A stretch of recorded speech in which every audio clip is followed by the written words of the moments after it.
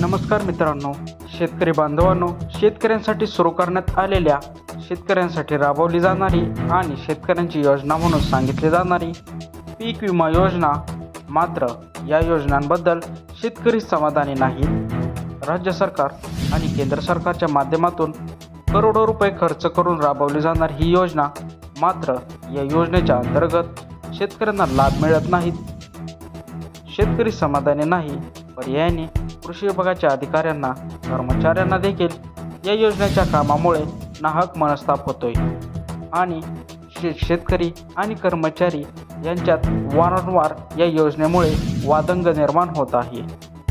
या पार्श्वभूमीवरती राज्यामध्ये ही योजना बंद करण्यात यावी आणि शेतकऱ्यांना NDRFच्या धर्तीवर NDFचं निकषामध्ये काही बदल करून सरसकट नुकसान भरपाई दिली यावी, अशा प्रकारची मागणी आता राज्याच्या कृषी मंत्र्याकडे करण्यात आलेली आहे.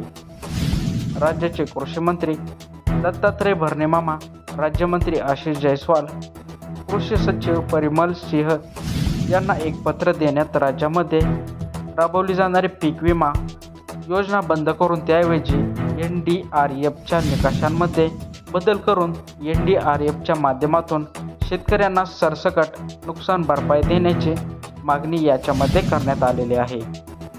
आणि जर ही योजना बंद केली जात नसेल तरी या योजनेमध्ये जे काही अनपेक्षित आहेत यांच्यामुळे तालुका स्तरावरती पीक विमा कंपन्यांच्या प्रतिनिधीची उपस्थिती, त्यांचे कार्यालय या योजनेच्या संदर्भातील असलेली जी काही त्रुटी असतील ते दूर करण्याच्या संदर्भातील, किंवा जर पीक विमा कंपन्यांच्या प्रतिनिधींच्या माध्यमातून, पीक विमा कंपनीच्या माध्यमातून कृषी अधिकाऱ्यांच्या म्हणे जर ऐकलं नाहीत किंवा त्या संदर्भातील दिलेले निदर्शात जर पालन केले नाहीत तर त्या पीक विमा कंपन्यांवरती काहीतरी कारवाई करण्याचे अधिकार हे कृषी विभागाला असावेत.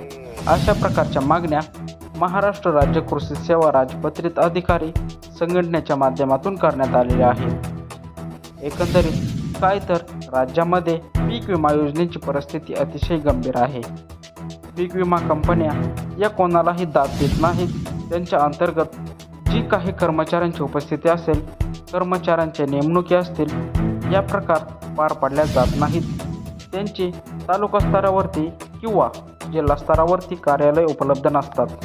आणि सर्वात महत्त्वाचं म्हणजे जे काही पीक कापणी प्रयोगाचे काटे असतील किंवा त्यानंतर कॅल्क्युलेशन असतील, या जे काही प्रक्रिया वेळेवरती पार पाडणं गरजेचं असतं त्या पाडल्या जात नाहीत. कृषी विभागाचा जो काही डाटा आहे तो डाटा आक्षेप केला जात नाही. या सर्वांच्या पार्श्वभूमीवर कुठेतरी हा अंमलबजावणीचा खर्च पीक विमा कंपन्यांवरती उधळत राहण्यापेक्षा NDRFच्या निकषांमध्ये बदल करून शेतकऱ्यांना ती नुकसान भरपाई डायरेक्ट देण्याचा प्रयत्न करावे, अशी एक रास्त मागणी त्यांच्या माध्यमातून करण्यात आलेली आहे. मित्रांनो, एकंदरीत राज्यातील शेतकऱ्यांच्या माध्यमातून सुद्धा अशाच प्रकारे शेतकऱ्यांना कुठेतरी सरसकट काही भरपाई देण्याची मागणी केली जाते. कारण विनाकारण या पीक विमा कंपन्यांकडे पीक विमा भरण्याचे पॉलिसीज क्रिएट करण्याच्या आणि पीक विमा कंपनीच्या माध्यमातून पीक विमा देत असताना मात्र शेतकऱ्यांना टांगतीला लावायचं.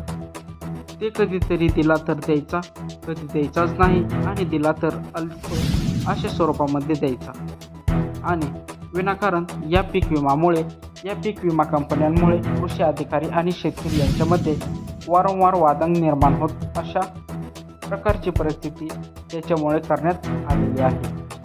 एक मागणी आहे आता याच्यावरती कृषी मंत्र्यांच्या माध्यमातून, कृषी संचालकाच्या माध्यमातून काय उत्तर दिलं जाते किंवा पुढे काय पावले उचलली जातात किंवा मुख्यमंत्र्यांकडे याच्या संदर्भातील अशा प्रकारचे पाठपुरावा केला जातो या पाहण्यासाठी असते.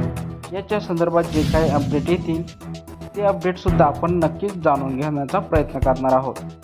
तीच मागणी जर सर्व स्तरावर लावून धरली तर नक्कीच ही योजना कुठेतरी बंद करून शेतकऱ्यांना दिलासा देण्याचा प्रयत्न केला जाऊ शकतो. धन्यवाद. हा व्हिडिओ तुम्ही कोणत्या जिल्ह्यातून बघत होता ते कमेंटद्वारे नक्की सांगा. चॅनलला जर नवीन आलेला असाल तर चॅनलला सबस्क्राईब करायला विसरू नका. तर भेटू अशाच पुढच्या व्हिडिओमध्ये. धन्यवाद.